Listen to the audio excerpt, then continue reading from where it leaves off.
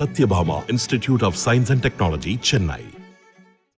கடலூர் முதுநகரில் பாமக வேட்பாளர் தங்கர் பச்சானை ஆதரித்து பாஜக மாநில தலைவர் அண்ணாமலை பிரச்சாரம் செய்து வருகிறார். அந்த காட்சியை தற்போது பார்ப்போம். விவசாயிகளுடைய கணக்கு இங்க வந்திருக்கிறது. அது கடலூர் மாவட்டத்தில் மட்டுமே 2,65,755 விவசாயிகளுக்கு 30,000 ரூபாய் ஒரு விவசாயிக்கு வங்கி கணக்கு வந்திருக்கு.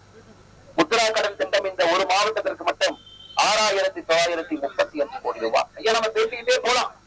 இவ்வளவு வேலைகள் செய்திருக்கின்றோம். அடித்தட்டு மக்களுக்காக செய்திருக்கின்றோம். வீடாக இருக்கட்டும், கேஸ் சிலிண்டரா இருக்கட்டும், குடிக்கிற தண்ணியா இருக்கட்டும், அனைத்தையும் கூட நம்முடைய மோடி ஐயா பாரபட்சம் இல்லாம திமுகவுடைய எம்பி இருக்கும் பொழுதே இவ்வளவு செஞ்சிருக்கிறாங்க. இன்னைக்கு நம்முடைய எம்பி, தேசிய ஜனநாயக கூட்டணி எம்பி அண்ணன் தங்கர் பச்சன் அவர்கள் போது இன்னும் எவ்வளவு நடக்கும் என்பதை நீங்கள் யோசித்து பார்க்க வேண்டும். தொடர்ந்து இருக்கக்கூடிய முந்திரி தொழிற்சாலை கோரிக்கை என்னங்க, முந்திரி பதப்படுத்தக்கூடிய தொழிற்சாலைகள் வேண்டும். எம்எல்ஏ இருக்கிறாங்க, முதலமைச்சர் இருக்கிறாங்க, இதற்கு முன்பு எம்பி இருந்தாங்க. எல்லாம் வாய்ப்பேச்சு தான், ஒரு வேலையும் செய்யல.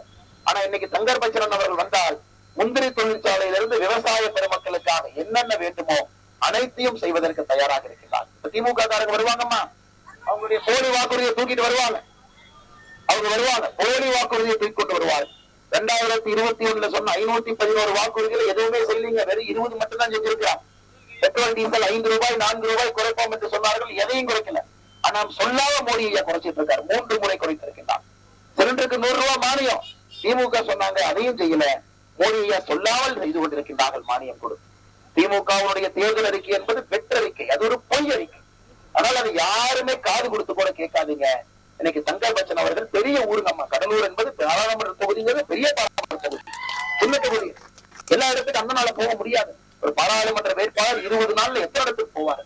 அதனால நம்முடைய கூட்டணி கட்சியினுடைய நம்ம எல்லா தலைவர்கள் தொண்டர்கள், பாரதிய ஜனதா கட்சியினுடைய தலைவர்கள் தொண்டர்கள் அண்ணன் நம்முடைய வேட்பாளராக, நீங்கள் வேட்பாளராக களத்தில் இறங்கணும். அடுத்த 20 நாட்கள் ஒரு வீதியாக, ஒரு கிராமமாக, ஒரு வீடாக நீங்க ஏறி இறங்கணும். அண்ணனுக்கு அறிமுகம் தேவையில்லை, எல்லாத்துக்கும் தெரியும். ஆனா நாம போய் நம்முடைய சின்னம் மாம்பழத்துல நிக்கிறாங்க, தங்கர் பச்சனை நிக்கிறாங்க, ஏப்ரல் 19ஆம் தேதி உங்களுக்காக நிக்கிறாங்க. இதை ஒரு வீட்டிலும் சென்று நாம் இதை சொல்லி அண்ணன் அவர்களை வெற்றி பெற செய்து உங்களுடைய குரலாக பாராளுமன்றத்திற்கு நீங்க அனுப்பி வைக்கணும். அதான் என்னுடைய அன்பான வேண்டுகோள் உங்களுக்கு. நம்முடைய சின்னம் மாம்பழத்தில், வெற்றியின் சின்னம் தங்கர் பச்சனுடைய சின்னம், வாக்கையாவுடைய சின்னம், மோடி ஐயாவுடைய சின்னம்.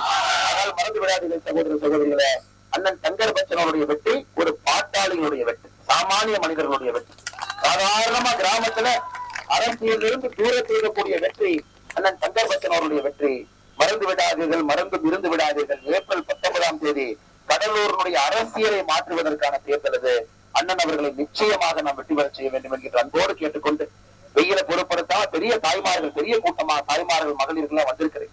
இதை பார்க்கும் பொழுதே வெற்றி எதை நோக்கி சென்று கொண்டிருக்கிறது நமக்கு தெரிகிறது.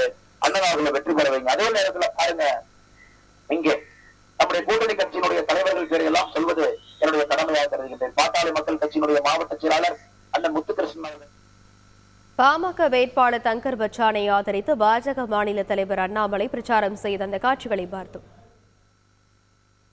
Satyabhama institute of science and technology, Chennai.